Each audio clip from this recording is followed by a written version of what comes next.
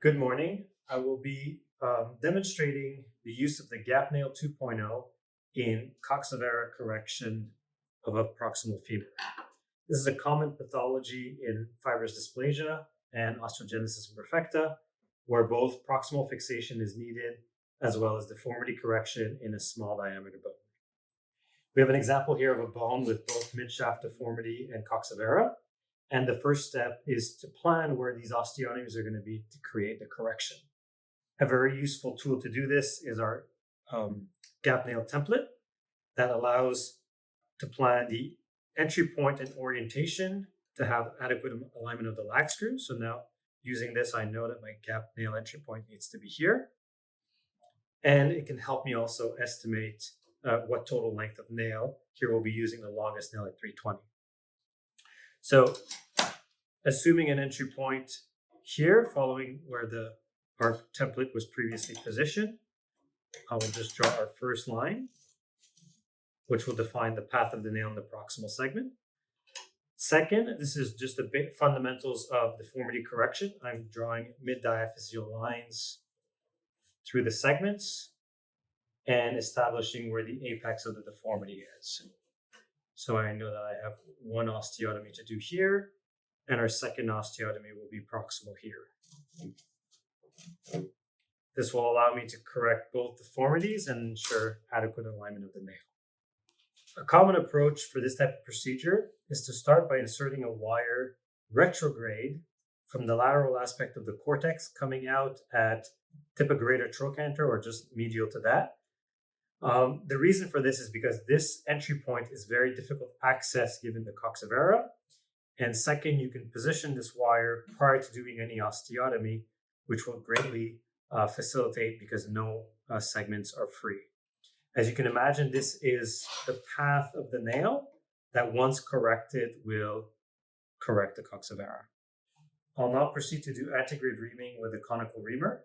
This can be done with a tissue protector to define the adequate depth, or also once this edge, the transition of the diameters of the reamer reaches the surface of the bone, it also corresponds to the proximal portion of the nail that you're preparing.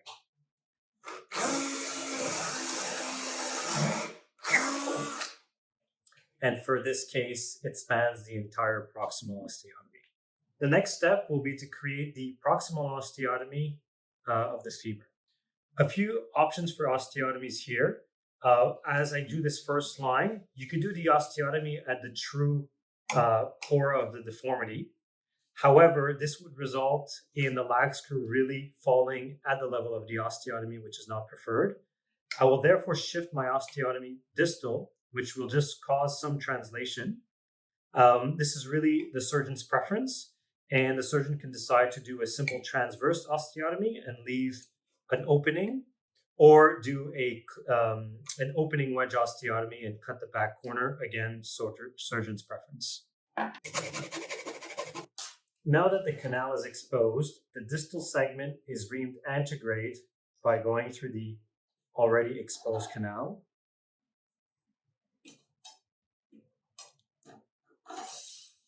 I'm selecting the canal reamer matching the nail size up to the apex of the next deformity. We've now completed our osteotomy of the proximal segment and we have our alignment. Now the only thing remaining is to do the distal osteotomy and rectify that deformity. Again, I'm cutting at the apex of the deformity where the two bisecting lines join.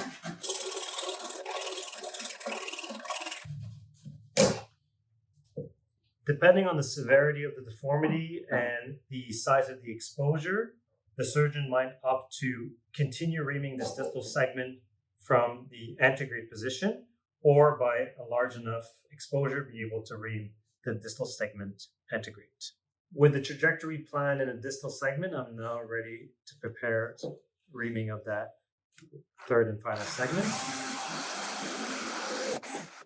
If you're using the tissue protector, you can also rely on the depth markings on this drill to establish the nail size. So the next step is to load our nail onto our nail driver. So I have the nail driver assembly here. This has an orientation knot, so it can only go in one in one direction, like so. Like the capture screw to connect the nail driver, ensuring that this is finger tight and there's no gap between the driver and the nail.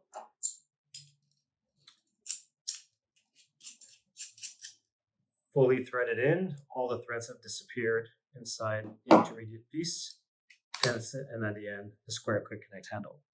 I'm now ready to assemble my nail. It's a cannulated nail. Obviously, this would be held in position by the hip. I can shimmy down the nail to its desired position. What the proper nail insertion depth needs to be, we can go back to our gap nail template by lining up this in imaging. I line up the template with the top of the nail, and I can see here that my lag screw are right centered into the neck. I'm very happy with that depth. Keep in mind to keep the jig orientation to the outside of the patient, since this has only a 360 symmetry. So you have to advance one revolution every time. As we can see for this patient, we've defined the proper entry point. We have the adequate depth for lag screw alignment. And as we planned, we'll go with the longest nail, 320, to have our distal walking far enough from the most distal osteotomy. The next step is now to remove the nail driver and replace it with the targeting jig. It's the same connection mechanism. As we can see with the symbol here, we have the orientation of the jig, and the jig goes in the same way until it's fully assembled with no gaps between the threads. We have a sleeve within sleeve system. This is our guide wire sleeve and our reaming sleeve. They can be pre-assembled. Simply slide down the guide to their final position. With this sawbone, obviously there's no stability, so everything is moving. I'll just simply hold it with my hands. But this could also be the case in poor quality bone. This is where using the mechanical screw would create an extra point of fixation and lock this plane to prevent you from losing your anteversion once it's been established. So I'm advancing the wires to the desired position. Here, since it's a sawbone, I can cheat and have them go all the way out of the bone to ensure that I'm in the proper orientation. We can see here I'm perfectly centered in the head, slightly posterior. I'm happy with that. And do the same thing with the second wire.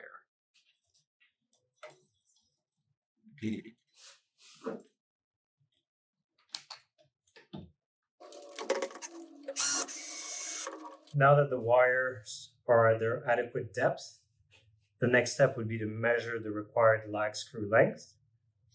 The lag screw goes all the way until it shoulders against the sleeve. Here we can measure 85, which makes sense for an adult size femur. That would be the required lag screw length. As you can see here, my lag screw sleeve is abutting against the edge of that cortex.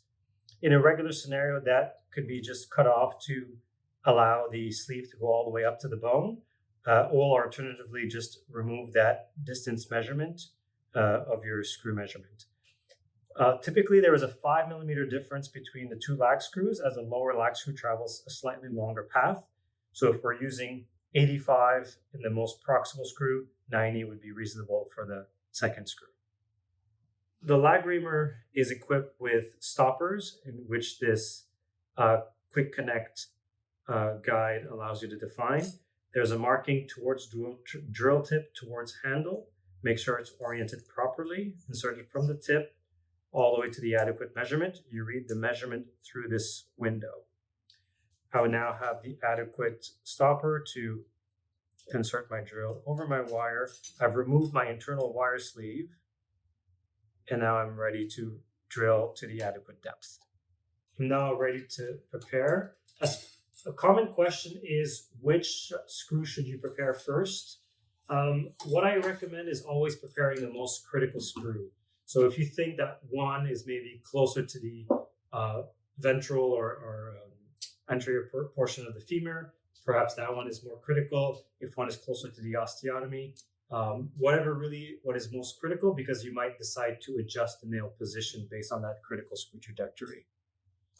Now I can simply ring till I reach the stop. There we go. I can prepare the second screw the exact same way. The next step is to insert the lag screws. Selecting the lag screws that correspond to the prepared depth. The lag screws flat simply engaged in the lag driver, and we have the square quick connect. As a note, all of our quick connects have a groove that signifies the depth of assembly. So now you know you're at the adequate depth.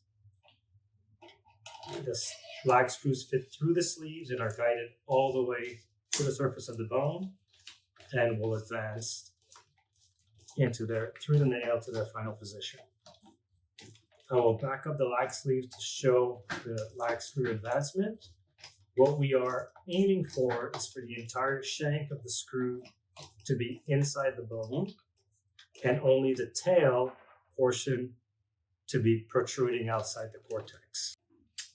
We've advanced both lag screws to their final position. As you can see, when I retract the sleeves, the shank is in the lateral cortex, leaving only the tails. At this point, the screwdriver can be removed, so as the sleeve and the targeting device. And the next step will be to insert a long or short plate, depending on the clinical scenario, and to put the nuts to do the final assembly.